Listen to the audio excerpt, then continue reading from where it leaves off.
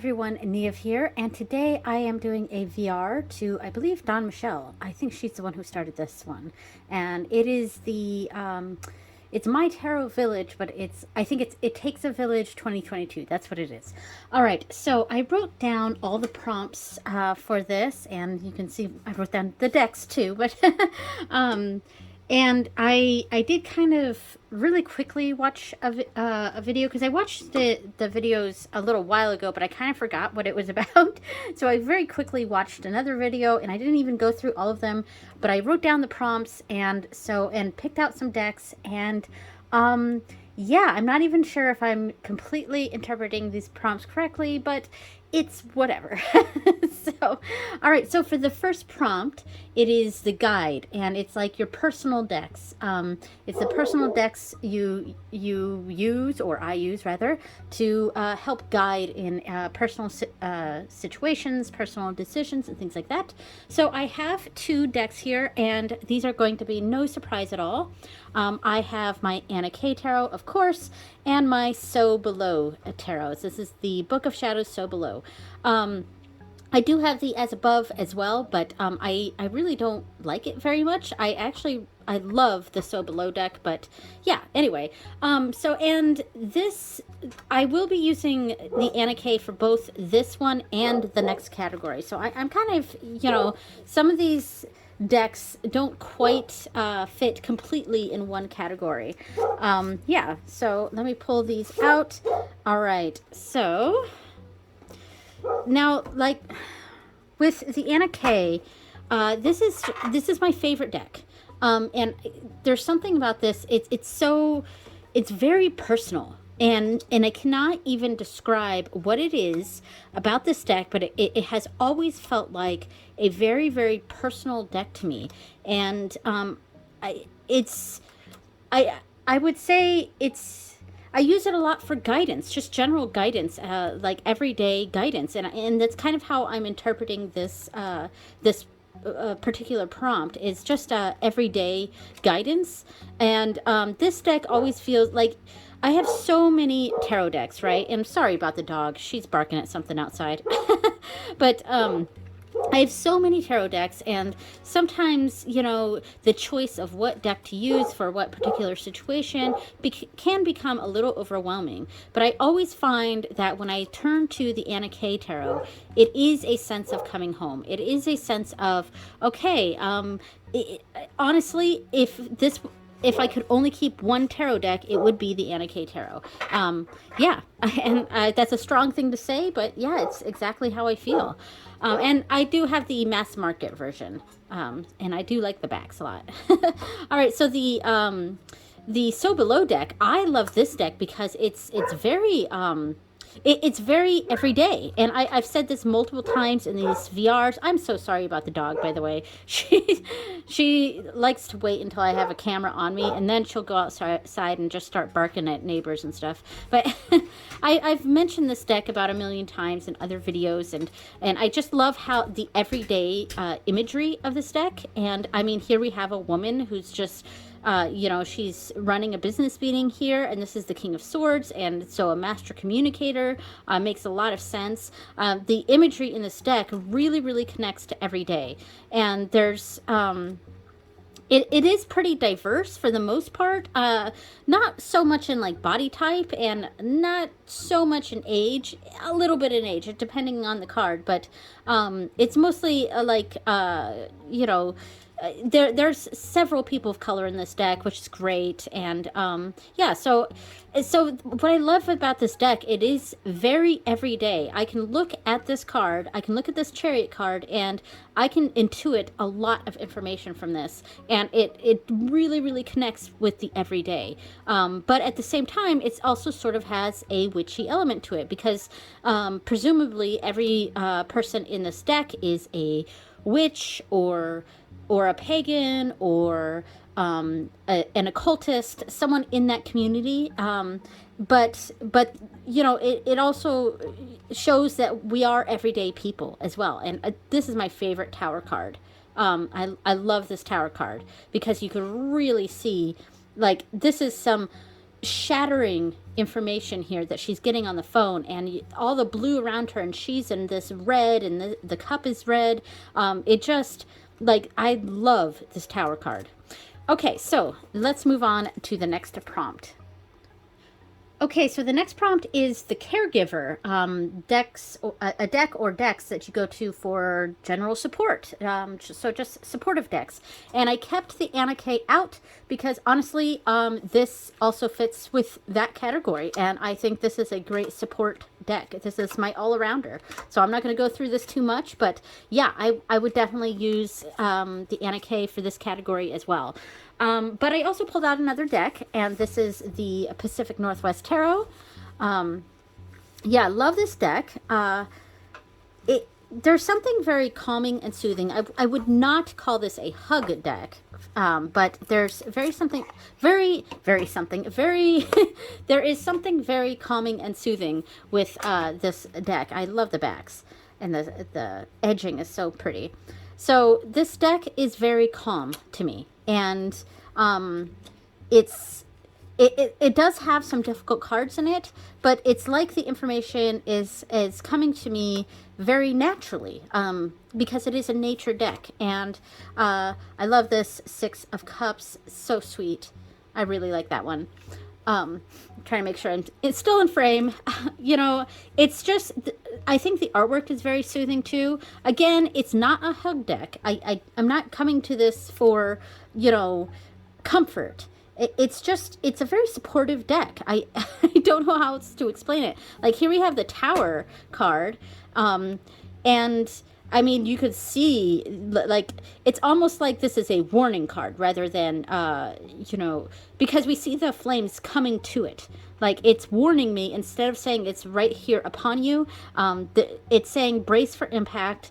The storm is coming, you know, and there's something comforting about that. Well, comforting is not the right word. Supportive, you know. Yeah, there's something supportive about it. It's like this deck supports me. You know, and I would say that this is not, I haven't really had the experience with this deck of it like calling me out on things, because I know a lot of people can say that, oh, this deck is a great hug deck, it's a great support deck, but it also knows when to call me out and things like that, you know. And I have not had that experience with this deck. It has, oh, I love this sun card. Every time I see it, it's so pretty. But like, when I use this deck, I feel like it's not calling me out. It just feels like support. Like, even the Three of Cups is very, like, I don't know, almost supportive. All right, so that is that category. Let's move on to the next one. Okay, so this category is the Muse. All right, so I pulled out 2 decks for this, and in fact, I could have pulled out 3, because now that I'm looking at what my last one is, I think I could also use that one. But I will just pull out these 2. I'll talk about the other one later. So I pulled out the Cosmic Slumber Tarot, and I also pulled out the Wonder World Tarot.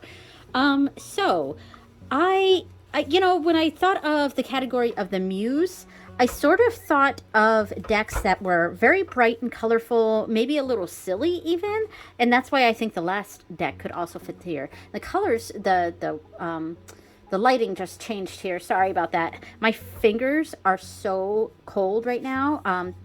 My ritual room here is not insulated, so it's. And, you know, we've been having all sorts of construction going on lately with the kitchen, which is right attached to this room.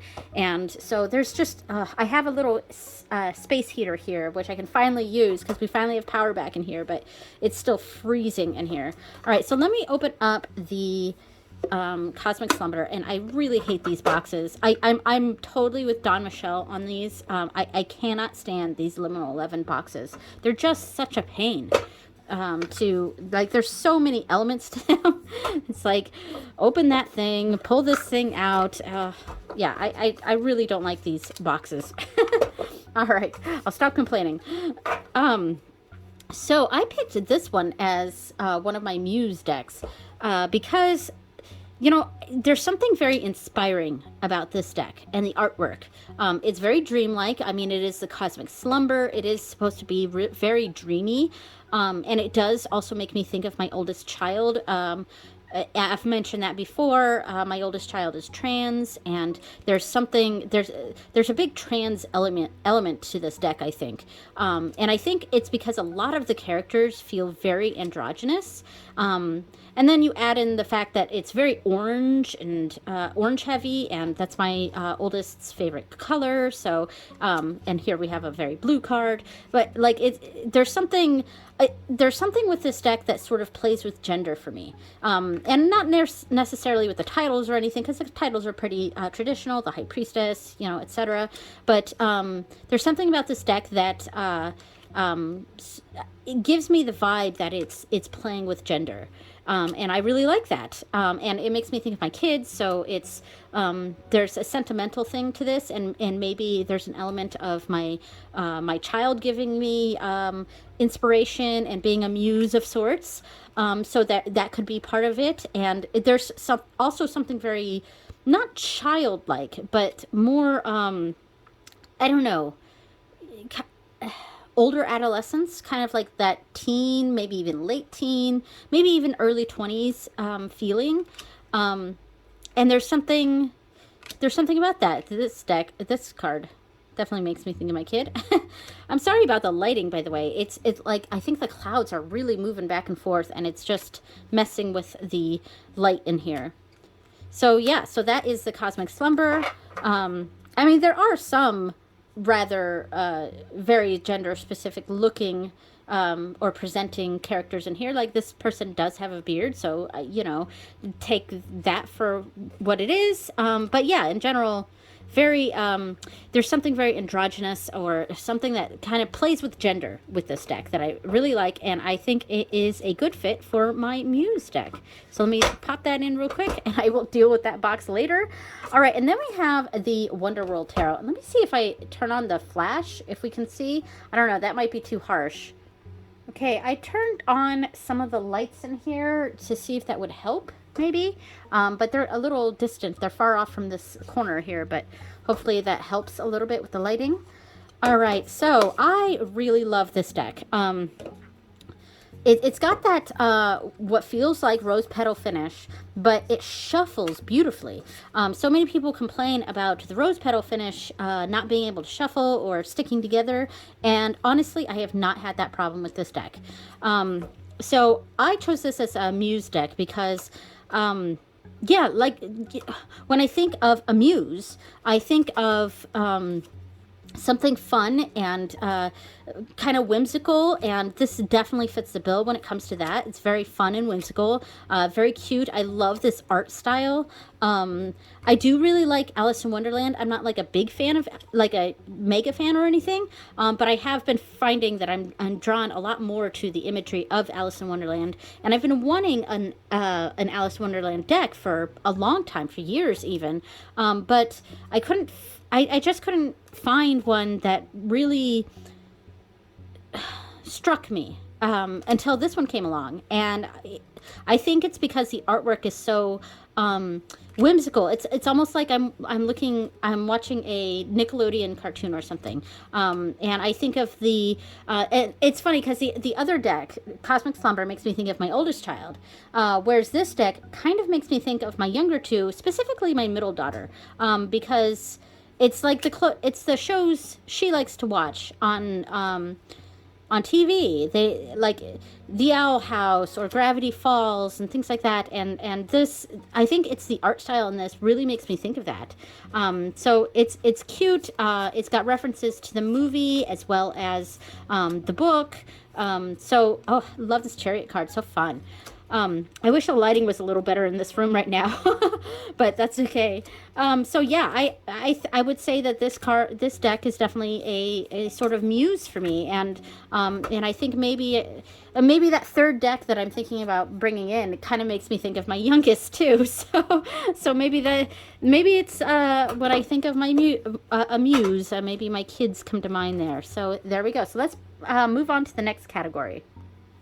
Okay, so this next category is the counselor, and it's kind of a family tarot.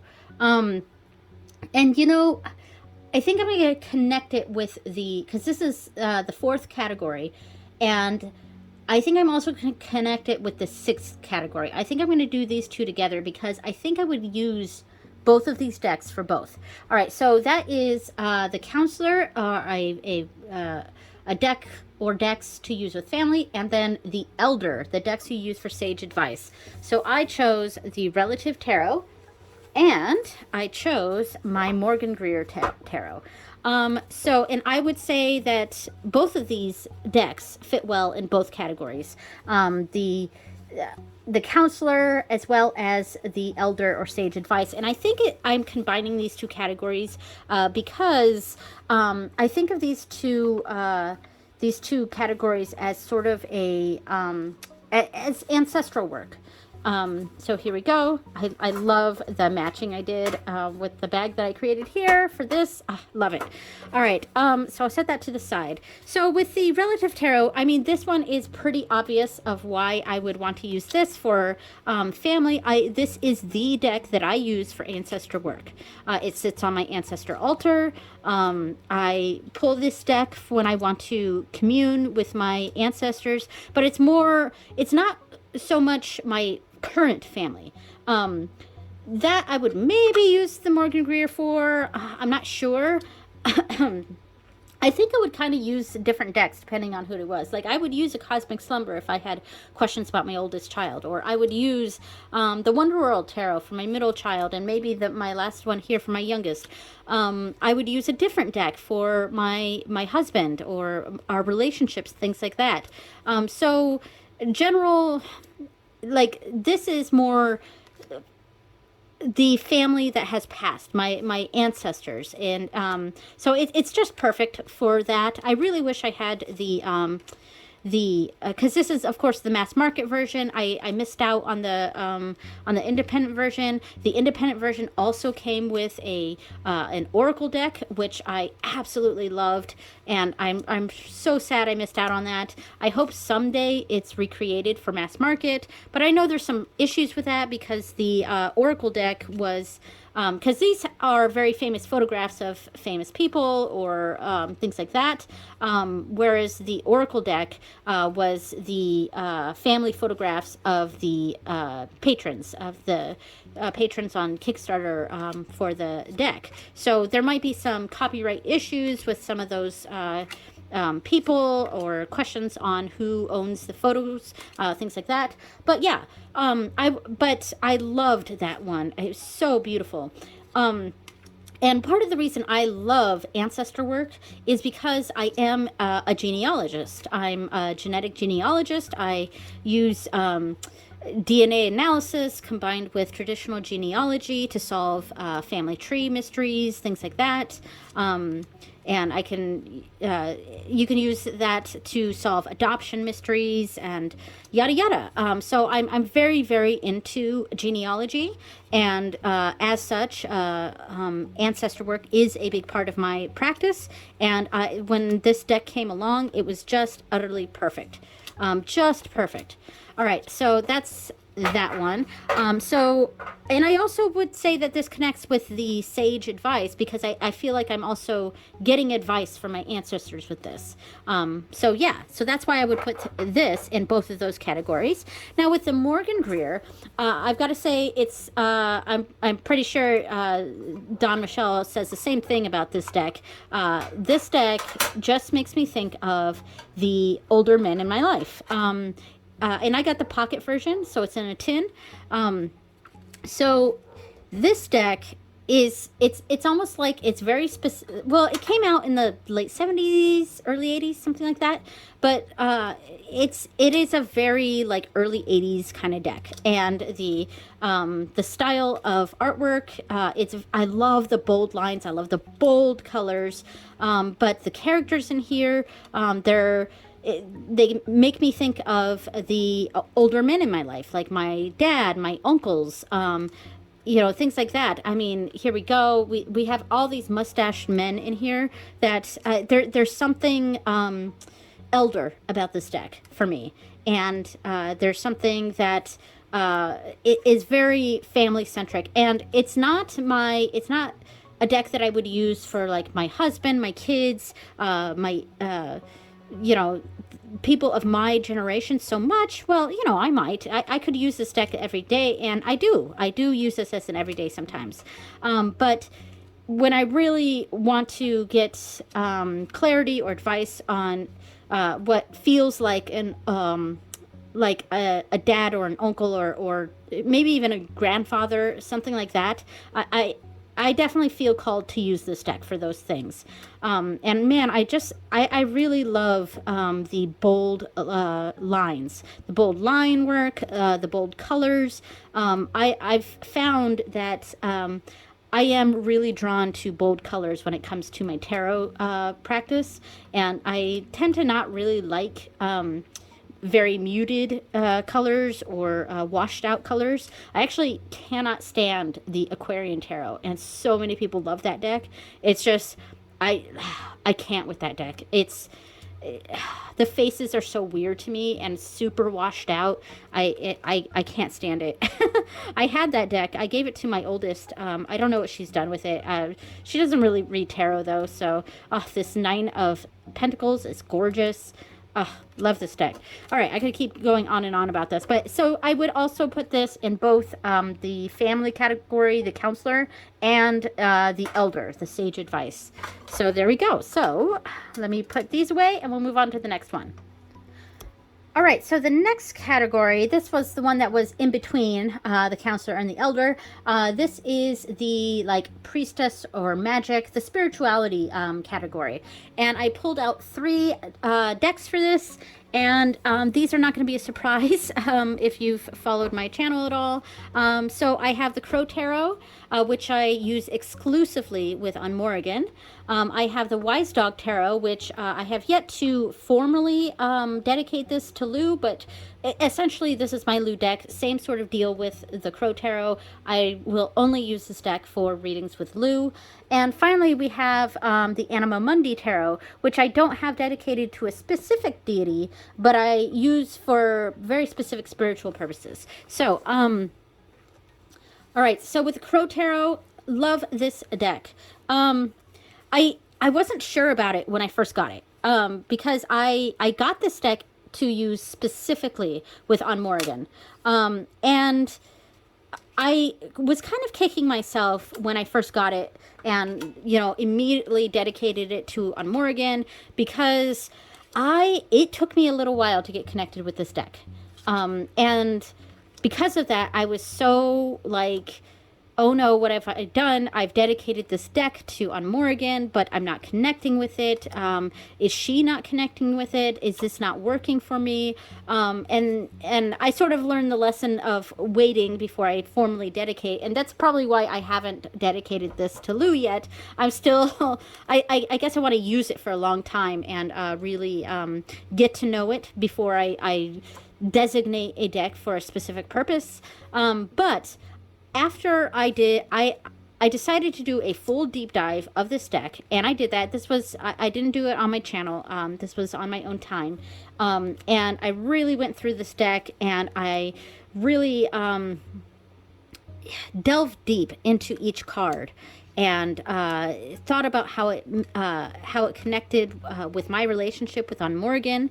And by the time I was done with this deck, and it was like basically the only deck I used, I finally connected to the deck, if that makes sense. I finally found the connection, and now it totally is a Morrigan deck for me.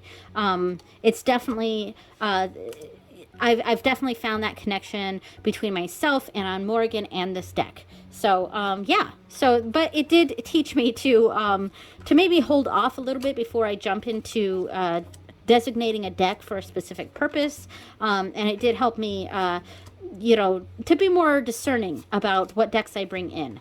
I love this High Priestess. All right, so that is the Crow Tarot, which I use for On Morrigan. And then, of course, the Wise Dog Tarot.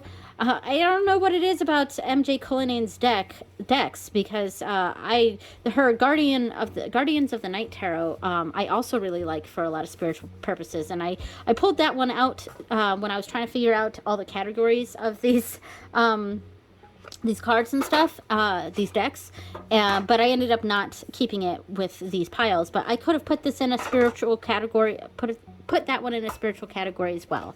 All right, I really like it for Ganesha readings, the Guardian of the Night Tarot. All right, so Wise Dog, love this. I am more of a dog person than I am a cat person. I love cats, don't get me wrong. I don't really like this Eight of Pentacles, which is a problem for me because Eight of Pentacles is my favorite card. But maybe it's because of these sticks. They feel like wands to me, and it's this particular card I have a tough time with, but I don't dislike it. It's just, yeah. Anyway, so yeah, I am more of a dog person than I am a cat person. I love cats, don't get me wrong. I've had cats, and I've had cats and not dogs before. But in general, I would say that I am definitely more of a dog person, and I really, really wanted to have a dog deck or multiple dog decks, and now I do have multiple dog decks. I only have one cat deck, though. My daughters have some cat decks.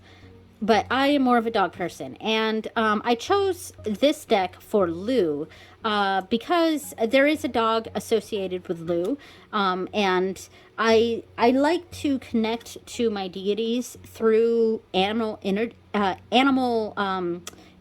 animal imagery, and so it just felt right that this deck would go to Lou. And yeah, considering that there is a dog associated with Lou, not that dogs and Lou specifically go together, but yeah, anyway. So yeah, I use this deck for Lou, and I think, I have had zero issues with using this deck with Lou. When I've been having some, I don't know how to word this, but not a crisis of faith. That's not right. It's more of a, I've had some troubles in the last couple months with spirituality, and I would say that when I was communicating with Lou through this deck, it was he was calling me out on some of my crap, and some of the, my blockages and things like that. And so it felt like he comes through to me with this deck, if that makes sense. So anyway, my intention is to formally dedicate this to Lou. I just haven't gotten around to it yet. One of these days I'll do it. In fact, today I did a Lou reading, not with this deck though. I did it with a different deck because I do my last quarter moon readings with Lou, and which was actually yesterday. I'm a day late, but I did my reading with him today. Yeah, and I use a different deck, but maybe in the next quarter moon reading I will formally dedicate this one to Lou. And finally, for this category, we have the Anima Mundi Tarot. Now, this one is not dedicated to any specific deity. However, I mostly use this deck for Bridge. And that's because this is my full moon deck, for sure. Sometimes I use other decks for the full moon, but a lot of times I use this deck for the full moon. And as you can tell, the embroidery I did on this bag for it is a giant moon. Love it. So yeah, I really love this deck, especially for full moon readings, and I also love it for late winter readings, especially around Imbolc. And that's why this deck often feels like a Bridget deck for me. And I do my full moon readings. I do a Bridget reading, so that's the connection there. I didn't specify that earlier, but so this deck isn't specifically dedicated to that. I can use this deck for other things, and I do, but I really love using this deck for full moon readings. It has that vibe to it. This is a very spiritual deck for me. I mean, the pip cards are pretty pippy, but I don't know. It is like a Pips with Feelings sort of deck. And it is animal heavy, which, like I said, is one of the main ways I like to connect to deities or to my spirituality is through animal decks.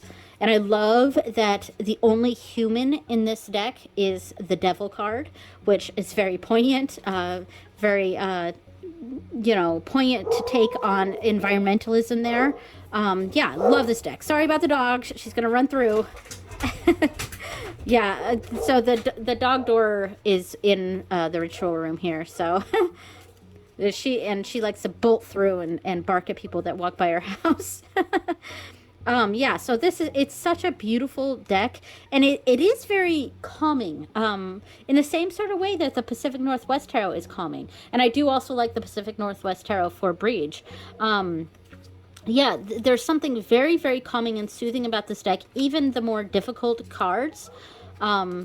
So it's just, I feel like it allows me to come to a calm, which is a great way to enter a spirituality, and to get that connection with spirituality is through a calm, collected sort of position. And I feel like this is the deck that just calms me and gets me into that spiritual mindset, and it is the perfect full moon deck in my opinion.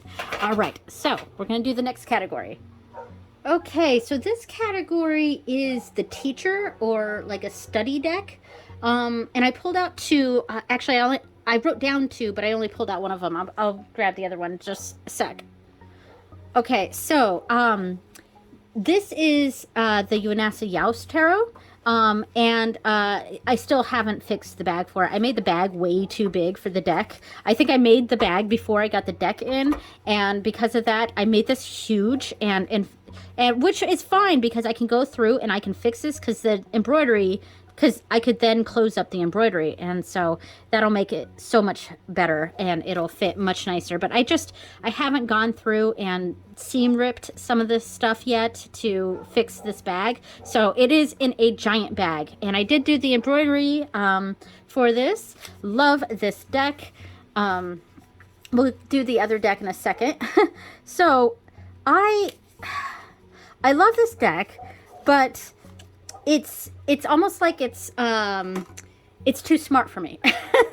And I don't mean that seriously, because obviously if I really am inclined, I could learn a lot from this. But I think it's because I didn't realize that this deck is a Marseille deck. Now, it is fully illustrated, pips and things like that, but I feel like it's got a different sort of interpretation of what the cards are, because there are cards where I'm not quite, like, I have the RWS meaning in my head, and when I come across some of the cards sometimes, I'm not connecting with the imagery to my understanding of the meaning, if that makes sense. So that's when I realized that this is actually based on Marseille. Here's an awesome card, one of the inspirations for the bag that I made. And because of that, I know that I'm going to have to really do a deep dive on this deck. I'm going to have to learn Marseille. And I know it's not too terribly different than RWS, but there is a sort of different element to it. I know there's a little bit more numerology with Marseille. But yeah, I definitely feel like I need to take time and really study this deck. And so because of that, I feel like this is a good teacher deck for me.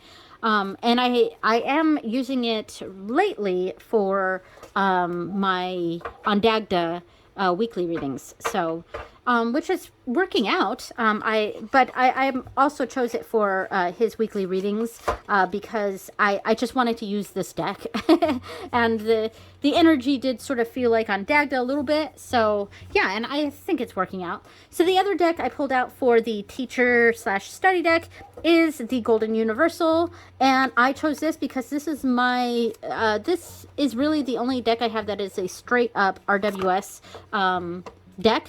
I mean, I guess you could put my Morgan Greer in this as well, but this is the RWS like it's like Pixie's artwork, slightly changed because it's the universal, and I love that it's golden. It's so cool. I love this. These are very, very thin cards, though, because it's like that Los Scarabeo from... I have had this deck for ages. When did I get this? Because I just want to look at the copyright real quick, if it is on here anywhere. So this says 2012, so I guess I've had this one since 2012. But this deck has been out for a really long time. Yeah, it's very cool. I love how shiny it is, and it's just a... I pulled this out as a teacher deck because if I'm studying RWS, for me this is the one that I would go to. This is my main one because it's my primary RWS deck, you know. So that's why I picked this out. And plus, you know, I just really wanted to show all this sparkles. I love all the sparkles on this. It doesn't photograph well. I mean, it's fine on you know, with a movie because you can see me moving it around and hitting the light and stuff. But when I take pictures of this, you really lose the sparkle to it. But yeah, so this is nothing fancy with this deck. I wish the backs were sparkly. It's straight up an RWS deck, and I picked this one for this category because, you know, if I want to learn about RWS, why not go with one that is the most close to the original artwork? So yeah, so that is that one. All right. Okay, so the next category is the outsider, and I had no idea what I was going to pick for this. Now, this is supposed to be like a deck that doesn't belong, maybe something that maybe is not quite your typical style or something like that. I pulled out the Untamed Mystery Tarot for this. And I chose this because this is the only deck I have that I got specifically for the aesthetics. Like, there's not something like really deep about this deck, though. I was surprised by the guidebook. There is a level of depth to this deck that I was quite surprised with. So just like with my my other deck there, the Golden Universal, this is a shiny deck, and I love that. Now I chose this as my outsider because it's just pretty. You know, it's just, I got this purely for the aesthetics. There was no deeper purpose for this deck for me. And, you know, this is not a deck I have designated to anything specific. It is very cool. So, you know, I could potentially think of this as like a Muse deck. I don't know. It's an outsider to me because it doesn't quite fit in a category for me, and it's just a really pretty deck. And that's why I wanted this. I just wanted a really pretty deck. It's almost like a showpiece even, but I do use it. I do use this deck. I was using it for Ganesha readings for a little bit, which worked fine. Yeah, it's very interesting. And the book is interesting, too. I was very pleasantly surprised by the book because there's quite a bit written for each card. And they kind of have this little story about each, explaining, like, the rabbit here with the eyeballs and these are the wands cards. And there's a level of depth to this deck that I was very surprised with. So it's an outsider to me because it was kind of just a purely aesthetic deck.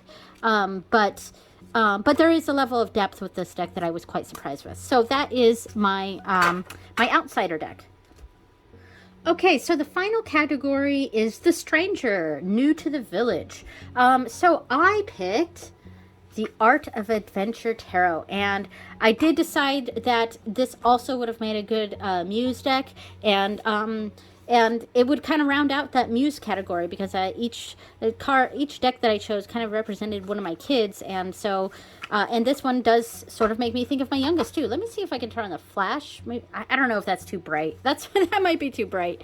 Yeah. All right. I'll turn off that flash. Okay. So love the deck, the bag that I made for it. I'm going to turn that on real quick so we can see this. Very cool. It really matches the cards very well, I think. I mean, look at the backs. That's super cool. I like that a lot. I love the edging. It's really, really neat. I guess I am going to have this flash on. It's a little off, but the light keeps changing. I don't know. Let me do that. All right, we'll go with that.